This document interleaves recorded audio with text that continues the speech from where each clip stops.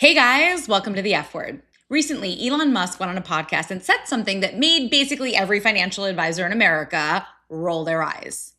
He said, and I'm paraphrasing, but barely, don't bother contributing to your 401k because robots are going to create some sort of insane abundance that retirement savings will essentially be irrelevant. He called it the supersonic tsunami of abundance. I have thoughts about this with a capital T. Who the f am I to tell you what to do with your money? My name is Priya and Sunny, currently managing millions of hardworking dollars. Enough foreplay. Let's talk Money. welcome to the F Word. Smart money. No bull.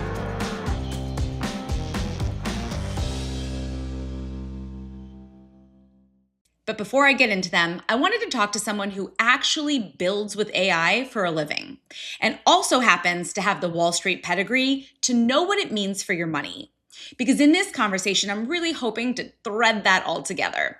What AI actually changes about how wealth gets built, what it means for someone who's making $250,000, $350,000, $400,000 a year. We're going to come back to Elon at the end, but first, let me introduce my guest. His name is Sunny Israni.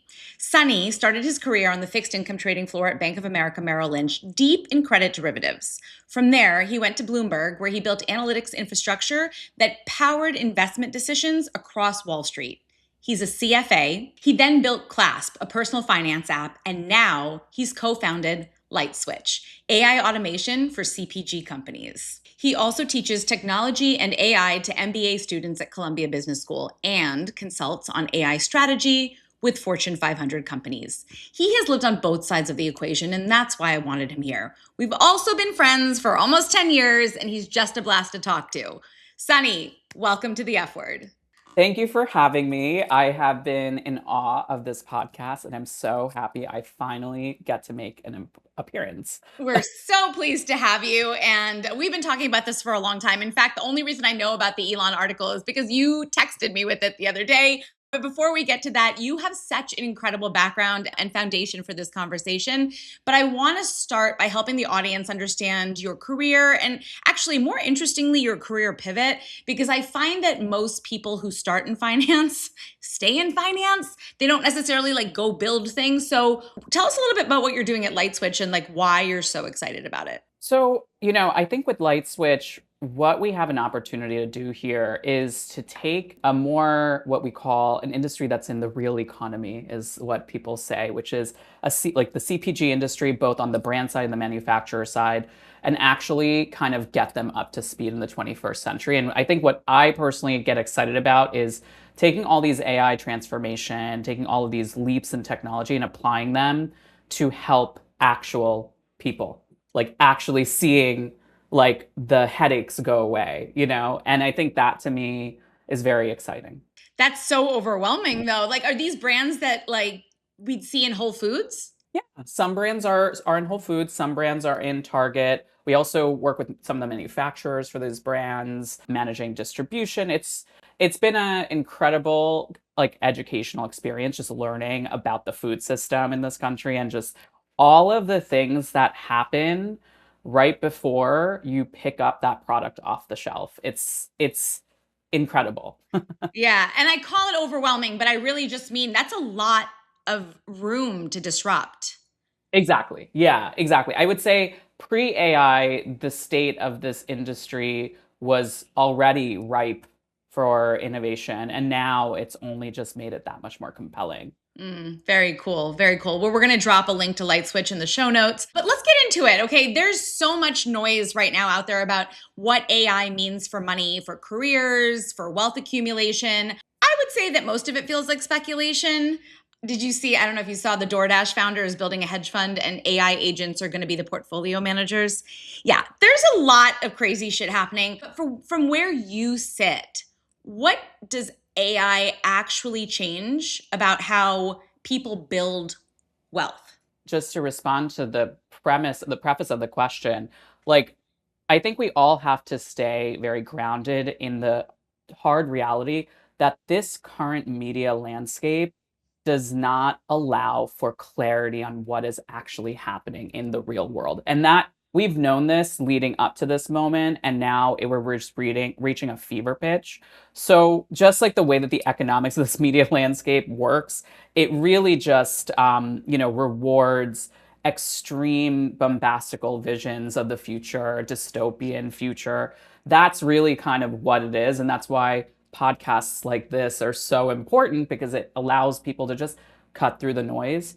But to answer your question more directly, like what does AI mean in terms of building wealth? So obviously there's a lot of different ways to answer this. To focus it on like an individual person who has built their wealth, maybe specializing in one skill set, going deep on it, getting great high senior jobs in that role.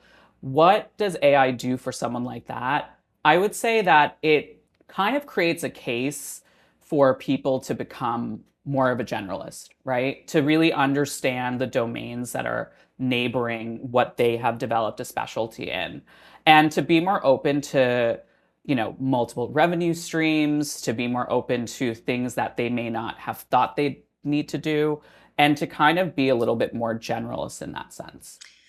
Those are really good insights. Not where I expected you to take the question, because I think about the listener right now. They're in their early to mid 30s. They are earning a solid six-figure income. I wouldn't necessarily say that they've built wealth. They've got the foundation in place. They're doing most things right, maxing contributions, maybe investing in a brokerage account, but they're still feeling behind in a way that they can't fully explain. And I'm thinking about them, like what should they be thinking about differently when it comes to where AI is heading? Yeah, so when I think of like that type of listener, ultimately, their major wealth building days are still ahead of them. And I would say the two parts of building wealth is human labor, human capital, right? And financial capital. And I would say human capital is going to play a very big role in someone at that stage of their life, especially going forward. And AI has a lot of implications on how we can make money with our time and energy. So I would say, first and foremost, really thinking about and having an honest, like, view on where you think your job is going, where you think your role is going, and more importantly, where you think the value of the skill sets that you've created is going. Because, some jobs are going to be here, new jobs are going to show up. And I think for the listener who is feeling behind, I think there's a lot of good, valid reasons to feel behind. Not, and some of it may not even have to do with AI. Some of it may just have to do with the macro economic picture of like inflation and high cost of living. But of course, the other factor is the fact that the role of work is changing so fast, and it feels like the ground is shifting underneath us all. But having an honest conversation and really thinking about how can my skills really evolve in this landscape? And more importantly, how can I stay competitive?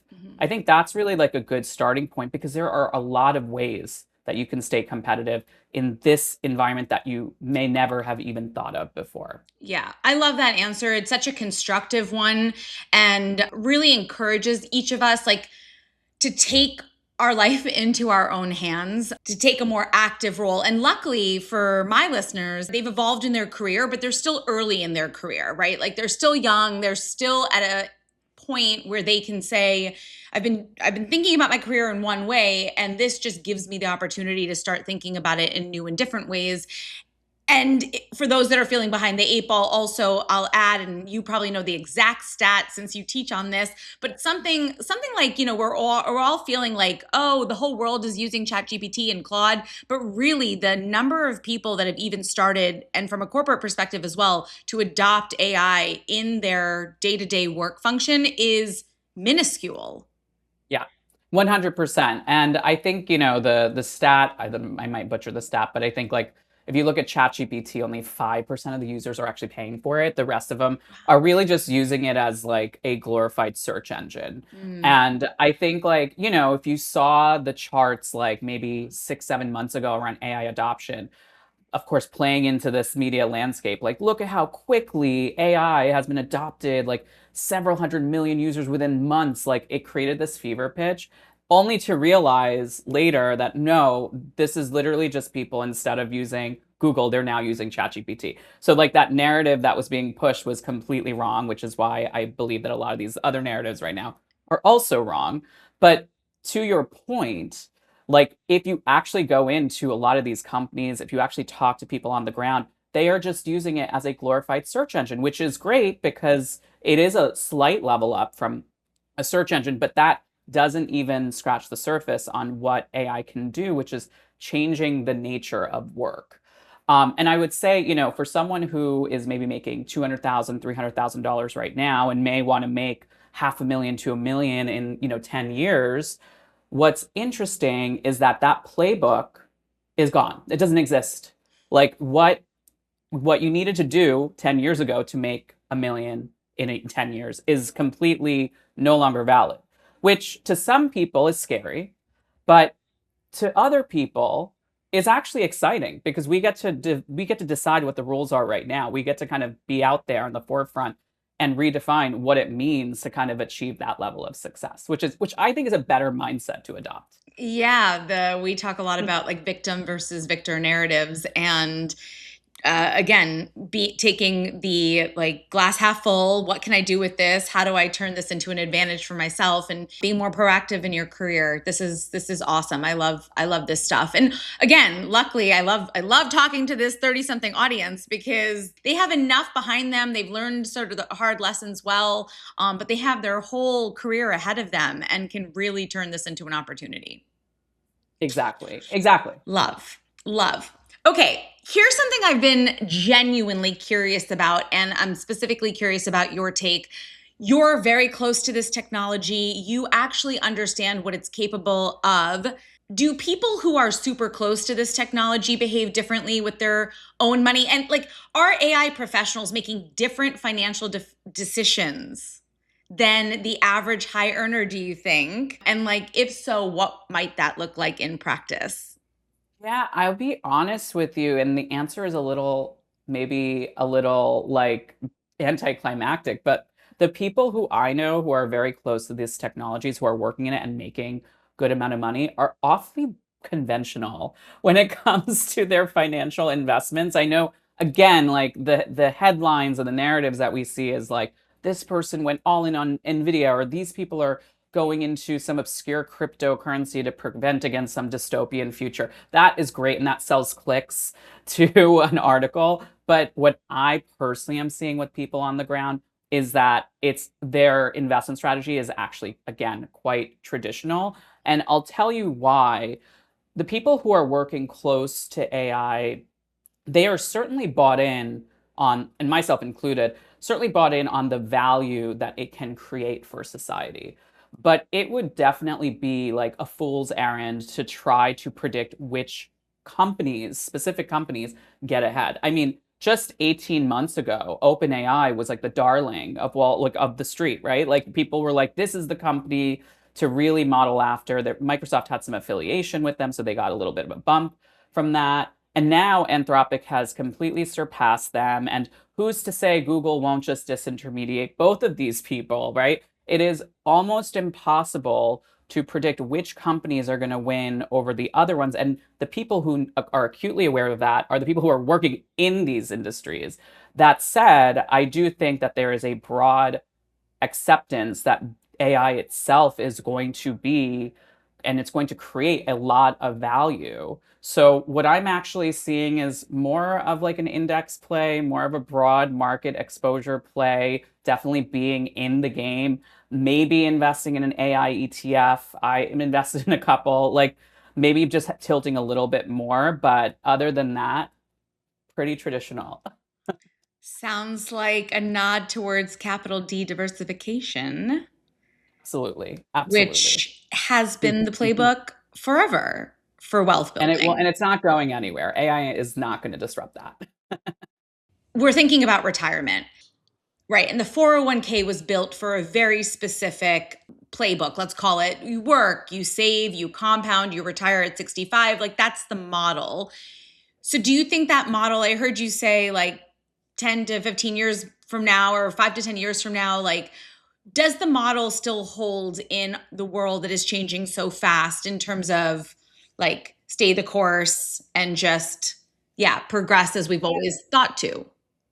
That's a good question. So I think firstly, the model of just saving for the future and saving for retirement will never be out of style. I mean, even before 401ks were even a thing, like saving for the future is just a time-honored winning strategy. So I'll start with that. Now, in terms of the specifics of like the vehicle for saving for that future, specifically the 401k, I think that there's some room for innovation on that, especially in my view. We could see a future where people really are pursuing multiple income streams. We're seeing a proliferation of a lot of fractional type of consulting work, and I think that's only going to accelerate. I think that's a good thing, and obviously, I am biased because I am like a serial entrepreneur, and while I have worked at large companies, I've mostly also worked on for myself, and I prefer the latter for sure. And I think that's a good thing, right? I think flexibility is good. Being eating what you kill is good. So I think that there's room for some more flexible vehicles for retirement. I obviously have a 401k from all my employers, but I also have an IRA. I also have a self-directed IRA that I did at one point. So I think that like we should probably be looking at alternatives, and obviously makes a case for some like legislation around that as well, because the IRA caps are not as high as the 401k caps. Great points, incredible points. Real quick, if you've ever seen your paycheck hit your checking account and thought, where the hell does it all go? You're not alone. If you're in your 30s making six figures, it's time to get your financial shit together. Go to stashwealth.com and book a call. All right, back to the episode. I kind of want to go a little bit rogue. I want to get to the Elon stuff, but before, I have a couple quick questions that I didn't tell you about, which I want to know, which is your favorite AI platform? Like, what do you use? Are you using Yeah. ChatGPT? Are you using Claude? What do you use? Yeah, so right, I will preface this by saying that the tooling is changing every, 6 to 8 weeks. So this is at the time of this recording, my favorite tooling is all the things in the Anthropic ecosystem.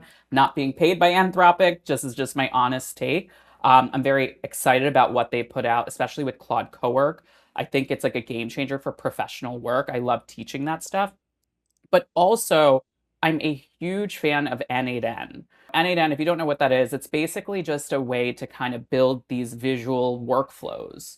And the reason why I love N8N is because A, it's open source. So if you want to really have full ownership over your AI tooling, and if you're very sensitive around privacy and you just want to take control, that's available to you. And they're AI model agnostic, meaning you can connect it to Anthropic, you can connect it to ChatGPT, or you connect it to anything else that comes out. And I think the biggest thing is that with something like an N8N, you could see what's happening. So if you build something, you can actually see the workflow in action. Whereas, Claude Cowork takes more of a black box approach. Ultimately, I'm using all of the above. I still use ChatGPT, but I tend to use it purely for like all my personal stuff, like just like, what should I do this weekend? Or how can you help me write this very emotional text I'm sending? Stuff like that. But when it comes to like where I spend most of my days, it's really probably all the Anthropic products and N8N. Okay, that's very helpful. I need to look into N8N. You've told me about this, and you said you have a Yeah. YouTube video, which we'll link to your YouTube channel as well, because you have Yeah. so much great free content there. But with all the Fortune 500, Fortune 100 companies that you work with, I'm very curious, what would you say is like the number one ask that they're like, Sunny, we need our people to learn X? Is it just general adoption, or is there a specific thing that they're calling you in to teach? It's the answer to that question maybe like it's overly simple. It's just they don't even know where to start, Mhm. most of them, because, when you have that large of a company, when you have that large of an operation, and when you have such a tremendous shift in technology that is changing the paradigm of how we work, it is very difficult to kind of refactor such a large operation. And they're really just starting with can you just teach our employees like what Claude is, like how to even just do the most basic things in cowork? But I will say overwhelmingly, I would say the first use case of anyone using AI is as a glorified search engine. And then right above that is just using it to help you write emails. And I think that's kind of where we're at, like with the vast majority of professional people, especially in some of these larger companies. I'm usually brought in to kind of get them to that next level where we're actually building AI systems and building your own tooling, which is something I'm very, very passionate about. And I feel that everybody, whether it's for their company or for themselves, should be in a position where it's as easy to build their own software as it is to write an email. There's one term I keep hearing over and over, and I would love if you would just like simplify it for our audience and me. When we hear the term AI agents, what does that mean? What are people talking about? There is definitely more of like a proper technical definition that I was pretty a purist on maybe like 18 months ago. But now I've definitely relaxed the definition because it's kind of become a bit of an umbrella term. But I would say, broadly speaking, an AI agent is a system that has access to an AI model, so there's intelligence to it, and also has access to tooling. So it can actually perform actions. It has agency, hence the term agent. So an AI model without that agency is just a chatbot. It's just you can ask it questions, basically what GPT was 2 years ago. Now, if you add agency, meaning now this chatbot can go search the internet for information, or this chatbot can connect to your Google Drive and actually take action, send an email, connect to Slack. Now we're getting into more of an agent. And when I say agentic system, typically what I mean is when you have one or more of these agents kind of like connected together to kind of produce some kind of automation or some kind of workflow. Intelligence combined with tooling. Yes, exactly. To create agency. To create agency, like draft an email, but you wouldn't say draft an email in my Gmail. It would just see an email in your Gmail, draft the email, Well, and it could be both. It could be both. Yeah, it all depends on how the system is set up, how okay. sophisticated it is, how the triggers are, like how the triggers work. So it could be as simple as you literally going to some kind of chat interface saying draft an email, and it literally can set up a draft in your email. Or it could be so sophisticated where it could be this end-to-end workflow where it's like scanning your inbox every, few minutes and like flagging things and drafting emails for you. Kind of like a chief of staff, essentially. Yeah. That seems like a really good initial use case for a lot of people is like everyone can have a chief of staff now. Exactly. And that's something I feel very passionate about because to me, the biggest promise of AI is amplification, not replacement, amplification.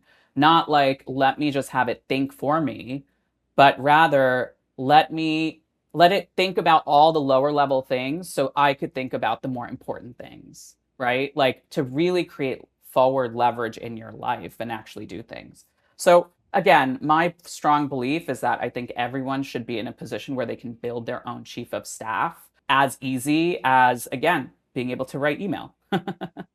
Love that. Love that world. We're closer than ever. I've been fooling around a little Yes, bit and we'll have to get you over to Stashwell to come help us overhaul. absolutely. You're too Anytime. busy. Okay, Sunny, this is awesome. I know we could just chat for hours and hours, maybe preferably over a boozy brunch. Let's go back to where this conversation started, which is Elon Musk. Because Elon Musk literally said, quote, don't worry about squirreling away money for retirement 10 to 20 years from now. It won't matter. He said that if AI does what he thinks it will do, saving for retirement will be completely irrelevant. These are like extreme, extreme words, like universal abundance, zero scarcity. Obviously, financial experts call it nonsense, but I'll get to my take in a second. I first want yours. You build AI, you understand the actual trajectory that we're on here, probably better than anyone. What do you think of this radical advice? Is there a future? Like, I know it's not near, but is there a future where this exists? Well, I think the key word in the quote is the word if, right? The issue is that we are at a place where there is a great destabilization happening from the incredible leaps in these technologies. So it is impossible to predict where things are going to go in 5 to 10 years. The way that I usually think about things is in scenarios, right? Like, what is the probability of this scenario? What is the probability of that scenario? This abundant future is certainly a scenario. My personal take is the probability is quite low. But even if you believe that there is a much higher probability, what is baked into the what that quote is that basically, are you willing to bet your future on a scenario which depends on a whole bunch of factors that may or may not happen? And it just seems, from a logical perspective, if we just want to play on pure logic, it's just illogical to bet everything on like a scenario that may happen, like a remote possibility. My personal take is that I think there is a potential future where there is this abundance economy, but also not only are we depending in that scenario, not only are we depending on all the technology to come out at the pace that it is coming out, which may not. We're also depending on how humans adopt these technologies, and predicting human adoption at that scale is one of the most impossible things. No AI model can ever do that. And on top of everything else, you are depending on policymakers, which I would say is even more unpredictable. So it's like all of these things have to line up. So it's like, why would a rational person like bet their entire future on this specific path happening when there is an entire universe of other possibilities that are also likely, maybe even more likely, that still require you to eat in the future, that still require you to have something in the bank to live. Yeah, I hear you. You said the word rational, and it's like, why would a rational human ever say something like that? And then it's like, well, because maybe they're not so rational, or they have this freedom, like they have a level of freedom to be able to say something like that the rest of us don't. We have to actually be pragmatic. Yeah, I hate when headlines like that come out and then everyone's kind of like brushing off, like, oh, I'll think about my 401k later. It's like, no, you cannot outsource your financial security to a prediction about a supersonic, what did he call it? Tsunami. That's like not a retirement strategy. And even if for some reason, beyond the fundamentals of compounding, if you're going to throw that away, you just want to make moves to set your future self up, because best case, tell me what you think, you don't need all that money. You have, and you can just be super generous. And I think we all hope that rich people feel compelled to be generous with their money. So be pragmatic, set up your 401k, save for retirement. If for some reason the dynamic of our world shifts and you end up having more than you need, okay, more to go around.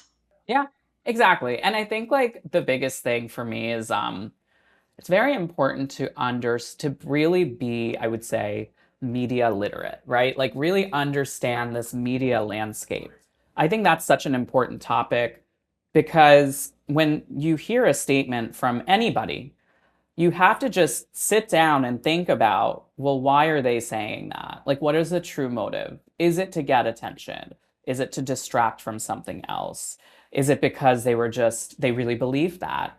And if they really believe that, does that set of beliefs pertain to my situation? Like, it really requires like a moment to think about all these things, because again, as I said earlier, like this media landscape is primed to not really give us like the real reality of the situation, which again is why, podcasts like this are so important.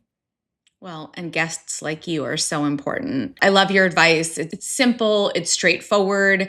It's what probably makes you such a great professor. And actually, that brings me to, what do you want to be known for in the eyes of your MBA students? Like, if you had to leave them with one message that Professor Israni left them with, what is the one thing you want them to take away into the world? Yeah.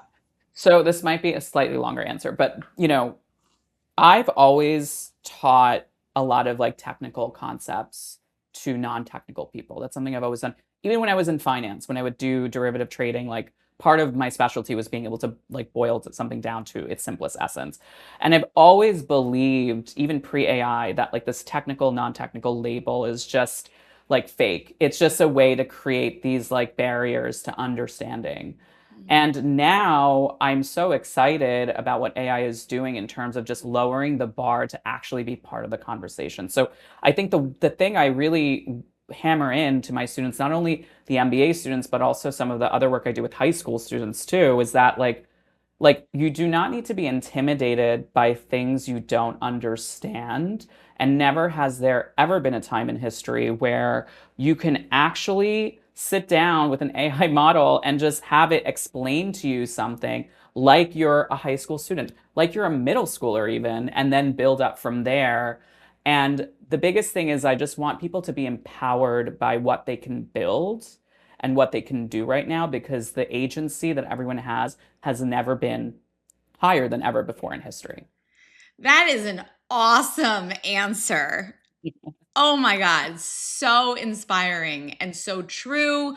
I was working with AI earlier today and I had it break down a legal contract like I was an eighth grader. I was like, and then Exactly. I was like, no, I think I need it like a seventh grader. Like, just get, like, take it down a notch. It's a great exercise. It's helpful. That's so empowering. Thank you for that. Yeah, Wow. anytime. To wrap, before I let you go, we have a little tradition here. It's a segment I call Best Bite. We always end the show with it, a bit of a palate cleanser. I'm a big foodie, as you know. We eat out together often. So I would love to know, what is the best thing you've eaten recently? I want your can't miss recommendation for where I need to go and what I need to order. Honestly, it's this one restaurant in Astoria, so I live in Astoria, that I literally go to at least once a week. And it's just like my comfort zone. It's my comfort food. It's this Thai restaurant called Noor Thai. And I love their like Thai fried rice with peanut sauce, and it's so delicious, especially for the long days working in this crazy world. I put it in a little bowl and I literally just get into bed and just eat it directly in bed and put on some Housewives, and there I go. That's awesome. You paint a very vivid picture. So, the Thai fried rice with the peanut sauce from Nora Thai in Astoria. Or Thai, yeah. Wonderful. Okay. Awesome. Thank you for that. It sounds delicious. And I love Thai food. I love anything that's like communal where you can like, Yeah. I love dishes coming out. I don't like to just sit there and eat one thing. I want like lots of food. I think Thai is like particularly good for that. But Yeah. also would get in bed with a bowl of Thai fried rice. Yeah. Do not put that past me. Thank you. Thank you so much, Sunny. Where can we find you? How do we stay in touch? You have such great content that you give away for free. Tell us all your channels, where you're active so that we can continue following. Yeah, so I'm active on all the channels, but my primary is my YouTube. That's when you can find my long form content. I post a long form video every Thursday, and I cover all things around just like making sense of this crazy AI world, how to adopt things, how to do things, some tutorials, some like mental frameworks. But I'm available on Instagram, LinkedIn, obviously YouTube, even TikTok. I'm on all of it. Amazing. Okay, Sunny, thank you so much for being here. Thank you. This was fun. Yeah, it really was. To those listening, the world is changing fast. AI is real. The uncertainty is real. And I understand why hearing the richest man in the world say, don't bother saving for retirement might make you wonder, wait, should I actually be doing something different? Here's my answer. Maybe, but your retirement account, not the variable you want to mess with while you figure that out. If you think of someone who needs to hear this, I really hope you'll share this episode with them. And if you have a sec to leave us a review, that's the best way to help other people find the show. Please remember to like, follow, subscribe wherever you're listening. All right, that's it for today. See you next time.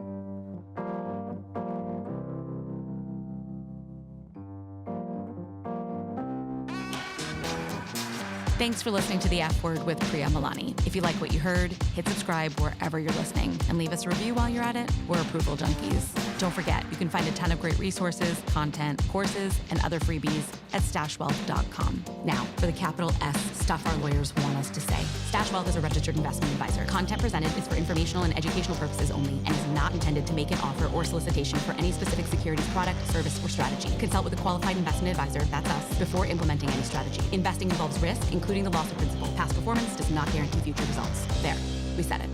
Did I have that up?